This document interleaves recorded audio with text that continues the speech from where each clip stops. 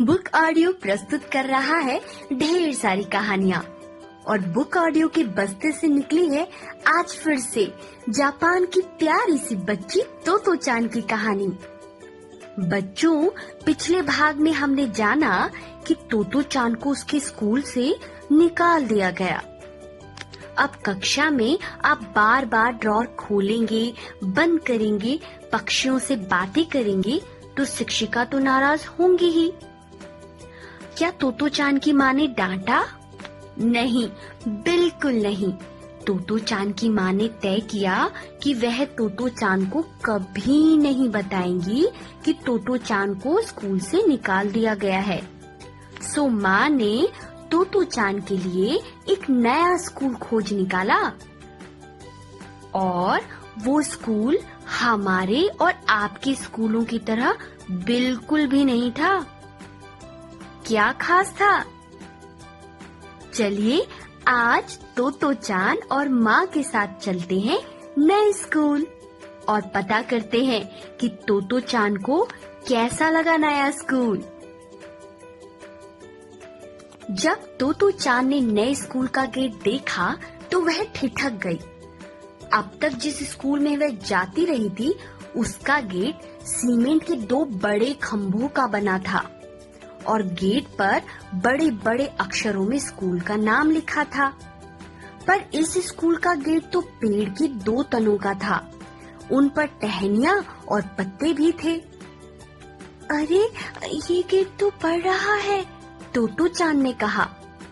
ये बढ़ता जाएगा और एक दिन शायद टेलीफोन के खंभे से भी ऊंचा जाएगा। गेट के ये 2 खंभे असल में पेड़ ही थे जिनकी जड़ें भी मौजूद थी।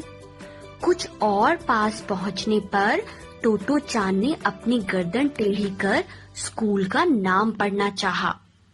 टहनी पर टंगी नाम की तख्ती भी हवा से टेढ़ी हो गई थी। तो मु ए गा कु एन। तोतो चान माँ से ये पूछना ही चाहती थी कि तोमोए का मतलब क्या होता है। तभी अचानक उसे एक चीज दिखी और उसे लगा जैसे वह सपना देख रही हो। वह बैठ गई ताकि झाड़ियों के बीच से अच्छी तरह देख पाए। उसे अपनी आँखों पर विश्वास ही नहीं हो रहा था। माँ, क्या वह सचमुच की रेलगाड़ी है? देखो, वहाँ स्कूल के मैदान में। स्कूल में कमरों की जगह रेलगाड़ी के 6 बेकार डिब्बे काम में लाए जाते थे। तोतो चान को लगा ऐसा तो सपनों में ही होता होगा, रेलगाड़ी में स्कूल।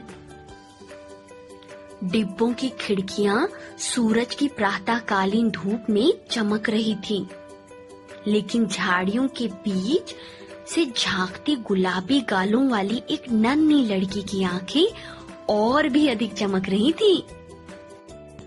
क्षण भर बाद ही तोतो चान खुशी से चिल्लाई और रेलगाड़ी के डिब्बे की ओर भागी। भागते भागते मुड़कर ही माँ से कहा, आओ जल्दी करो, बिना हिले डुले खड़ी इस गाड़ी में हम झट से चढ़ जाते हैं। माँ चौंकी और उसके पीछे दौड़ी। माँ भी कभी बास्केटबॉल खिलाड़ी रह चुकी थी, इसलिए वह तोतो चान से भी तेज भागी। ठीक डिब्बे के दरवाजे के बाहर उसने तोतो चान की फ्रॉक का सिरा पकड़ लिया। तुम अभी अंदर नहीं जा सकती, माँ ने उसे रोकते हुए कहा। ये कक्षाएं हैं और तुम तो अभी स्कूल में दाखिल तक नहीं हुई हो। अगर सचमुच इस ट्रेन में चढ़ना चाहती हो तो तुम्हें हेडमास्टर जी के सामने कायदे से पेश आना होगा। अब हम उनसे मिलने जाएंगे। अगर सब कुछ ठीक रहा तो तुम इस स्कूल में आ सकोगी, समझी? तोतो चान को तुरंत ट्रेन में न चढ़ पाने का दुख तो हुआ, पर उसे लगा कि जैसा माँ कहती है वैसा करना ही शायद अच्छा हो। ठीक है, उसने कहा। साथ ही जोड़ा, यह स्कूल मुझे बहुत अच्छा लगा है। माँ ने कहना तो चाहा कि प्रश्न यह नहीं है कि तुम्हें स्कूल अच्छा लगता है या नहीं, बल्कि यह है कि हेडमास्टर जी को तुम अच्छी लगती हो या नहीं। पर उसने कुछ कहा नहीं। तोतो चान की फ्रॉक की पकड़ ढीली छोड़ माँ ने उसका हाथ थाम लिया। वे हेडमास्टर जी के दफ्तर की ओर बढ़ने लगी। रेलगाड़ी के सभी डिब्बों में शांति थी। दिन की पहली कक्षा शुरू हो चुकी थी। स्कूल के चारों ओर दीवार की जगह पेड़ थे। साथ ही पौधों की क्यारियां थीं, जो लाल पीले फूलों से अटी हुई थी। हेडमास्टर जी का दफ्तर रेलगाड़ी के डिब्बे में नहीं था। वह दाहिने हाथ की ओर एक मंजिले भवन में था। वहां पहुंचने के लिए 7 अर्धगोलाकार पत्थर की सीढ़ियां चढ़नी होती थीं। तोतो चान माँ से अपना हाथ छुड़ा भागकर सीढ़ियां चढ़ने लगी। अचानक वह रुकी और मुड़ी, इतनी अचानक कि माँ उसे टकराते टकराते बची। क्या हुआ? माँ ने पूछा। मन में भय था कि कहीं तोतो चान ने स्कूल के बारे में अपना विचार न बदल लिया हो। सबसे ऊपरी सीढ़ी पर खड़ी तोतो चान गंभीरता से फुसफुसाई, जिनसे हम मिलने जा रहे हैं वे जरूर स्टेशन मास्टर होंगे। माँ धीरज वाली थी, साथ ही उसे मजाक करना भी आता था। वह झुकी, अपना चेहरा तोतो चान के चेहरे के पास ले गई और फुसफुसाई। क्यों? तोतो चान ने धीरे से कहा।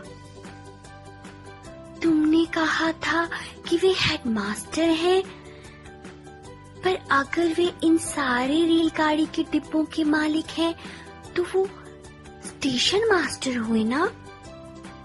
माँ को मानना पड़ रहा था कि रेलगाड़ी के डिब्बों में स्कूल चलाना कुछ अनूठी बात थी, पर फिलहाल समझाने का समय नहीं था। माँ ने सिर्फ इतना ही कहा, तुम उनसे ही क्यों नहीं पूछ लेती? पर तुम अपने डैडी के बारे में क्या सोचती हो? वे वायलिन बजाते हैं और उनके पास ढेरों वायलिन हैं। पर इससे अपना घर वायलिन की दुकान तो नहीं बन जाता? नहीं।